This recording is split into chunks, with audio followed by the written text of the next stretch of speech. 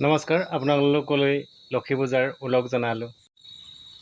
এয়া এইফালে পথাৰত চাকি বন্তি দিছোঁ আজি লক্ষী পূজাৰ উপলক্ষে, যাতে শ্ৰীবৃদ্ধি হয়। আৰু এয়া নঙলা মুখতো আমি বন্তি জ্বলাওঁ লক্ষী পূজাত।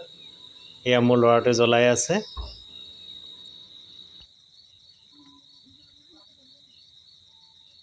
আমি সৰুতে লক্ষী পূজাত বহুতেই ফূৰ্তি আনন্দ কৰিছিলোঁ, কিন্তু আজিকালি ইয়াৰ ব্যতিক্ৰম কোনো আনন্দ ফূৰ্তি নাই। এইবাৰতো আৰুৱেই নাই জুবিন দাৰ মৃত্যুৰ কাৰণে। এয়া আমাৰ পাকঘৰতো এখনি শৰাই আগবঢ়োৱা হৈছে। এইফালে মোৰ ছোৱালীজনীয়ে ৰুচি পুৰি বনাইছে আৰু পাকঘৰত মাকে ৰুচি ভাজি আছে। এয়া চাওক, এয়া আৰু এইবাৰ লক্ষী পূজাৰ আমাৰ থুলমূলকৈ ইয়াকে আগবঢ়ালোঁ। কেনেকুৱা পালে? আজিলৈ আহিছোঁ, বাই বাই।